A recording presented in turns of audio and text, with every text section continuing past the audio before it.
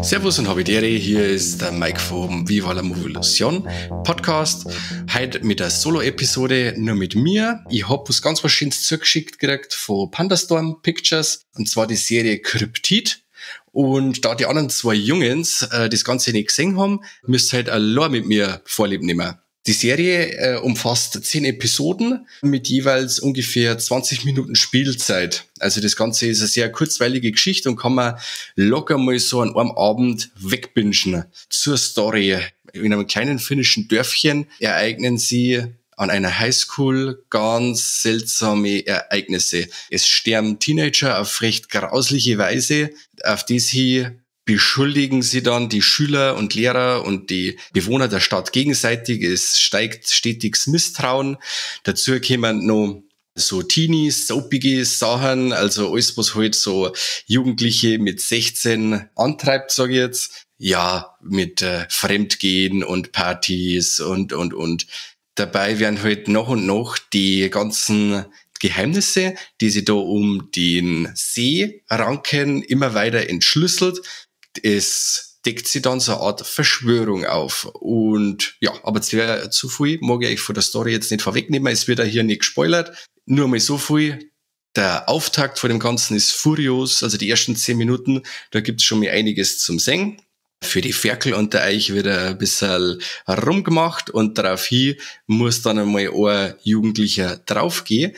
Aber also das ist schon mal Weltklasse. Also der explodiert, aber volle Kanne. Aber wir reden jetzt hier auch nicht von so Practical Effects, sondern von CGI. Das Ganze ist aber super umgesetzt, da das Niveau hat von The Boys, so in der Richtung. Dann könnt ihr sich ein wenig einstellen, wo es euch da erwartet. Also die Splatter-Sachen, die in der Serie vorkommen, und die sind einige, sind aus dem Computer. Aber, wie gesagt, sehr geil gemacht. Und das, was auch immer noch ganz wichtig ist bei solchen Sachen, die deutsche Synchro. Also da haben sie die Jungs und Mädels von Pandastorm wieder richtig reingehängt und haben, wie schon bei ihren letzten großen Veröffentlichungen wie Summer of 84 oder Feedback, nicht lumpen lassen und haben da richtig Kohle in den Tank genommen mit richtig guten Sprecher, und das Ganze wirkt saugut. Was auch noch saugut ist, ist das ganze Produktionsdesign der Serie. Das wirkt alles sehr hochbudgetiert. Also mal davon abgesehen, dass die computergenerierten Sachen super umgesetzt sind. Das ganze Produktionsdesign wirkt sehr hochwertig. Ich weiß nicht, so viele finnische Produktionen gibt's momentan eben auch nicht. In dem Horrorbereich, sage ich jetzt einmal. Also wer ist von so Krimis und so Geschichten einmal abgesehen. Aber hier, Horrorbereich, haben wir ja nicht so viel aus dem Ländchen. Überzeugt auf ganzer Linie. Der Soundtrack ist auch ziemlich cool. Man kann meinen, das Ganze spielt in die 80er, tut's aber nicht. Also es kommen Laptops und Smartphones und lauter so Geschichten vor, aber es wirkt schon recht 80s. Wobei die Vergleiche dann zu Stranger Things und sowas in der Richtung nicht hinken. Wobei man so hier sagen muss, die Probleme, auf diese, dass die Jugendlichen um einiges älter sind, wie die Kids aus Stranger Things, haben die Probleme der Jugendlichen um einiges deftiger und erwachsener, sage ich jetzt mal, wie in Stranger Things. Man kann das Ganze auch ein bisschen mit Dark vergleichen, von der ganzen Atmosphäre her. Ja, oder so Serien, so soapige Sachen wie Riverdale oder sowas in der Richtung. Also es gibt schon mal Sachen, wo man dann, ein wenig schnaufen muss, weil es doch recht schmalzig ist.